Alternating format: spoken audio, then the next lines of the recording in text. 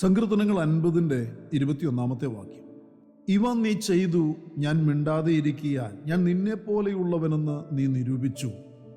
എന്നാൽ നിന്നെ ശാസിച്ചു, നിന്റെ കണ്ണിന് മുൻപിൽ അവയെ നിരത്തിവെക്കും.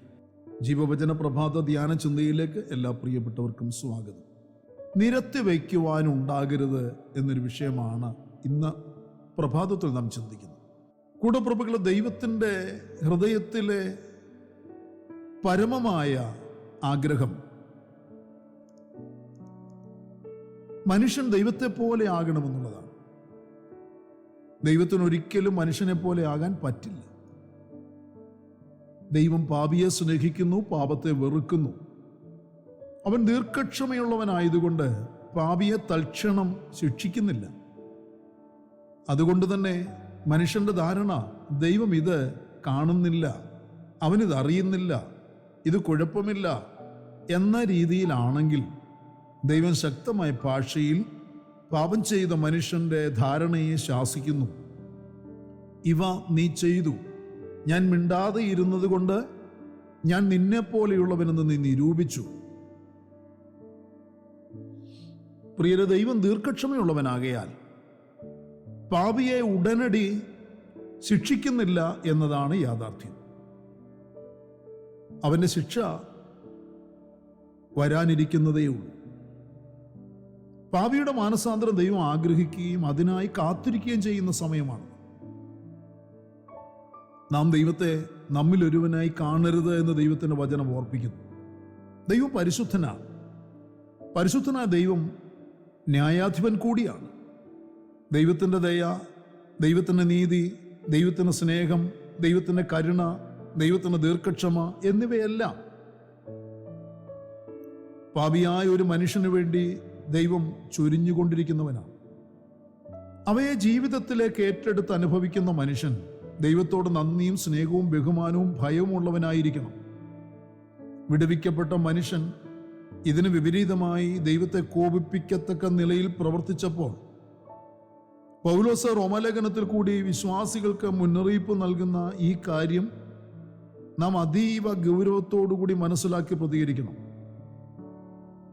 അല്ല, ദൈവത്തിൻ്റെ ദയ നിന്നെ മാനസാന്തരത്തിലേക്ക് നടത്തുന്നു എന്നറിയാതെ നീ അവൻ്റെ ദയ, ക്ഷമ, ദീർഘക്ഷാന്തി എന്നിവയുടെ ഐശ്വര്യം നിരസിക്കുന്നുവോ?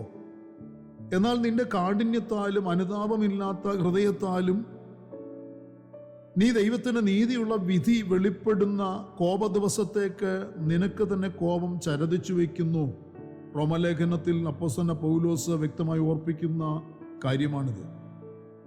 പ്രിയരെ, രക്ഷാനിർണയം പ്രാപിച്ച് ദൈവത്തിന് സത്യാരാധന അർപ്പിച്ചുകൊണ്ടിരിക്കുന്ന ദൈവജനത്തോടുള്ള മുന്നറിയിപ്പ് എത്ര ശക്തവും ഗൗരവതരവുമായതുമെന്ന് നോക്കുക. ന്യായാധിപനായ ദൈവം നമ്മെപ്പോലെയാണെന്ന് കരുതിയ ദൈവമക്കളോട് ദൈവത്തിൻ്റെ ചോദ്യം, ഞാൻ നീ ചിന്തിക്കുന്നത് പോലെയും നിരൂപിക്കുന്നത് പോലെയും വിധിക്കുന്നത് പോലെയുമാണ് എന്ന് നീ കരുതിയത് എന്തിനാണ്?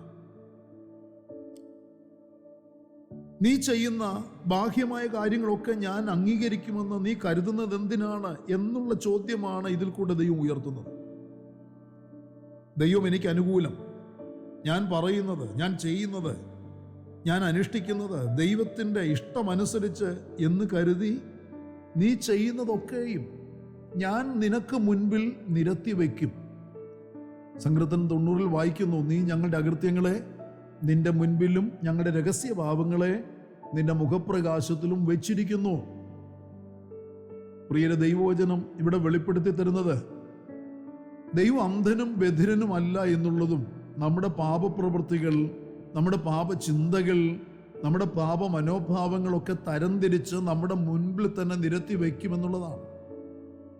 ആകയാൽ പ്രിയരെ, നാം ദൈവത്തെ ഭയത്തോടും വിറയലോടും കൂടെ സേവിക്കുകയും അനുസരിക്കുകയും വേണം. ഏറിയ ശ്രദ്ധയോടെ നാം ദൈവജനത്തെ കേൾക്കുകയും പഠിക്കുകയും അതിൻ പ്രകാരം ജീവിക്കുകയും വേണമെന്നും നാം മനസ്സിലാക്കണം. നമ്മെക്കൊണ്ട് ദൈവത്തിന് വെറുപ്പുളവാക്കുന്ന പാപങ്ങൾ ചെയ്യിക്കണമെന്ന് സാത്താൻ ആഗ്രഹിക്കുന്നു. അതിനുവേണ്ടി അവൻ ശ്രമിക്കുന്നു. അതിനുവേണ്ടി നമ്മെക്കൊണ്ട് വചനത്തോട് മത്സര മനോഭാവം ഉള്ളവരാക്കി തീർക്കുവാൻ നോക്കുന്നു. എന്നാൽ ദൈവവചനം നമുക്ക് നമ്മെ സ്നേഹിച്ച് മുന്നറിയിപ്പ് നൽകുന്നത്. സഭാപ്രസംഗിയിൽ ഇങ്ങനെ ഓർപ്പിക്കുന്നു, ദുഷ്പ്രവൃത്തിക്കുള്ള ശിക്ഷാവിധി തൽക്ഷണം നടക്കായികൊണ്ട് മനുഷ്യർ ദോഷം ചെയ്യുവാൻ ധൈര്യപ്പെടുന്നു. പാപി 100 പ്രാവശ്യം ദോഷം ചെയ്യുകയും ദീർഘായുസോടെ ഇരിക്കുകയും ചെയ്യുന്നുണ്ടെങ്കിലും ദൈവത്തെ ഭയപ്പെടുന്ന ഭക്തന്മാർക്ക് നന്മ വരുമെന്ന് ഞാൻ നിശ്ചയമായി അറിയുന്നു എന്നാണ് ഓർപ്പിക്കുന്നത്. കൂടപ്പിറപ്പുകളെ, നാം എത്രയേറെ ഭാഗ്യമുള്ളവരാക്കപ്പെട്ടവരെന്ന് അറിഞ്ഞ് ദൈവത്തിനെ സ്തോത്രം ചെയ്യുവാനും ദൈവത്തെ ആരാധിക്കുവാനും നമ്മുടെ ജീവിത നിലവാരം കൊണ്ട് ദൈവത്തെ മഹത്വപ്പെടുത്തുവാനും ഇടയാകണം.